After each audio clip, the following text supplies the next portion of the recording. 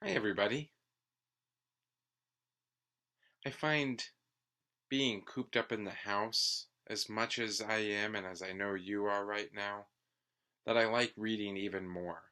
Because when we read, we can take a trip anywhere we want in our imagination. That's why I liked this book for today in particular, because it's all about taking a trip. It's called The Suitcase, A Story About Giving. It's written by Jane G. Meyer and illustrated by Chiara Pasqualato.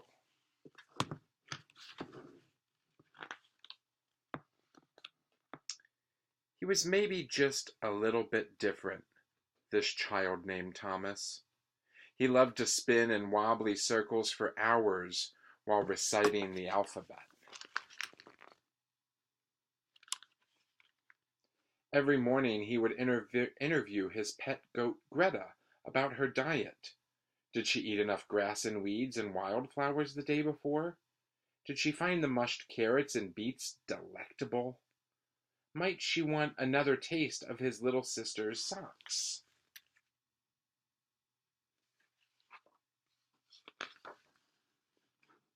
And after lunch, he would line up all of his blocks, one after another, along the floor.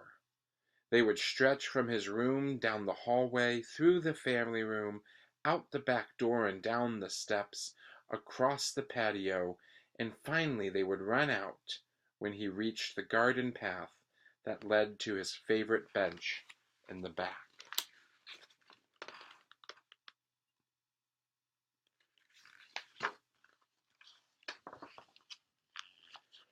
One Sunday, after returning from church, Thomas was being his typical unusual self, chattering and wandering through the yard and in and out of the house. He even made a trip to the chicken coop.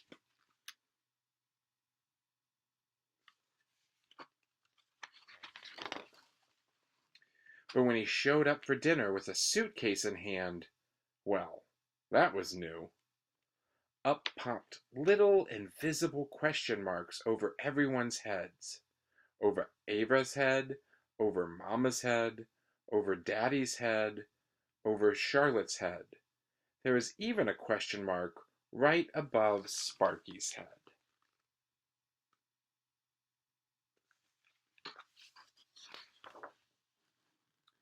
"Where are you off to?" Mama asked. "To the kingdom of heaven," Thomas said matter-of-factly. There was a nice, long pause. "You know how to get there?"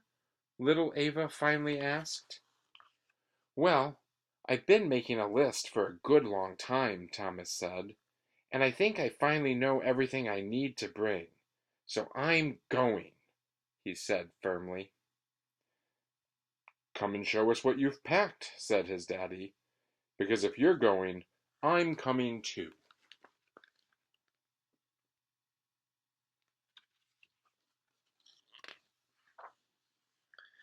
Thomas tugged his suitcase over the big round table. Dishes were pushed aside, glasses were placed on the counter, and the big pot of spaghetti went back onto the stove. He clicked open the locks and pulled the lid wide for everyone to see.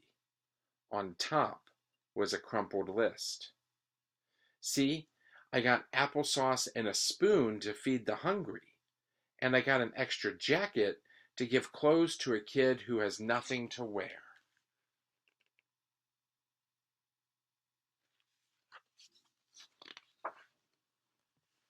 "And I've been saving all of my chore money for 3 months, and there's $7.37 saved up, which is more than a lot. And I'm going to give it to someone who needs something." Thomas shook the coin purse and grinned.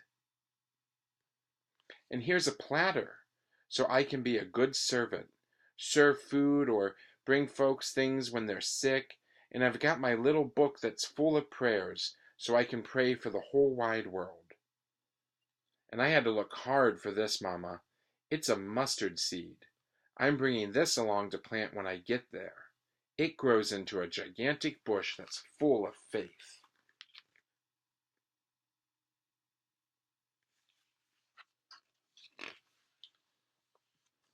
And I brought some tape because sometimes I just talk too much and it's important to listen. I wrote that here. Everyone looked at the list. Then they looked at each other and smiled. Thomas was a bit of a talker.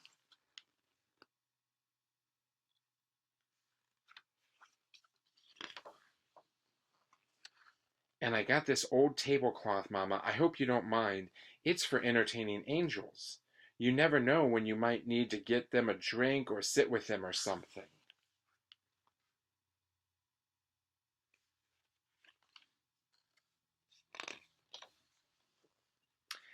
And I got a bar of soap so I'm clean, and a hammer to build things with, like a boat, and Charlotte gave me this pearl a long while ago. She said she didn't need it. It's in case I meet that merchant. Daddy reached into the suitcase and pulled out a trowel. Oh, that's to dig up the hidden treasure. I'm sure there'll be some along the way. There was another long pause. Daddy looked at Mama, and Thomas looked at Ava. Ava looked at Daddy, and Charlotte looked at the suitcase, and Mama looked at her hands. Mama looked at her hands for a good long time. And then Sparky barked, "Woof!" And everyone laughed. And Thomas asked, "So, can I go now?"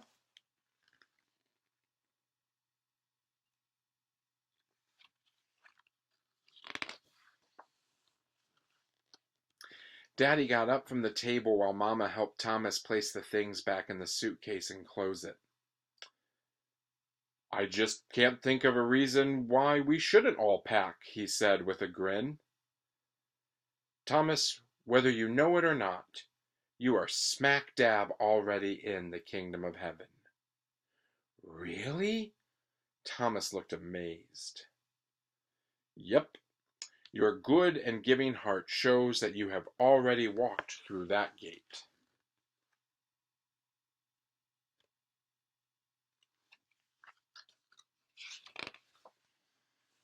"So I don't need all of this?" Thomas asked, looking puzzled. "Even though you may be there, Thomas, lots of people have never heard of this place, and they don't know how to take such an amazing journey. So I think we should leave this pot of spaghetti for later." Mama nodded, went into the kitchen, and turned off the burner under the pot. "And we should head out right now." "To do what?" Charlotte asked. "To tell the others," Ava said excitedly.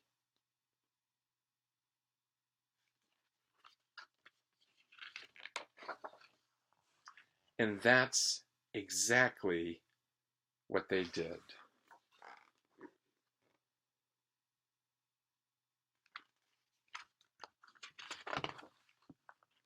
The end.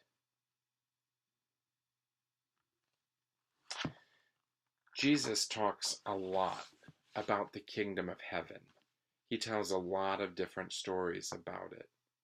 And he also tells us that the kingdom of heaven is in our midst.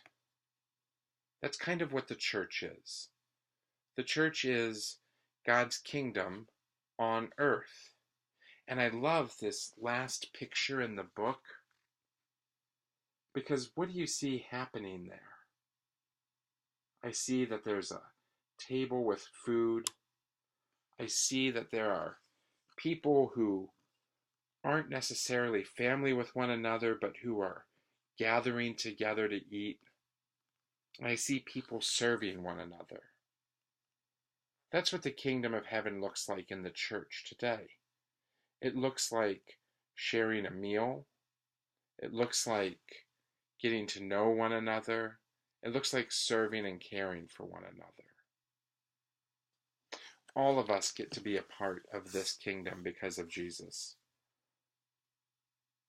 We don't even have to pack a suitcase to go there. It's already in our midst. Every time we care for somebody, every time we maybe look out for a friend who is being ignored or doesn't have anyone to play with, every time we share our toys and help our siblings out with their homework. That's the kingdom of heaven at work in the church and in you. I hope you all have a really great day today. Bye.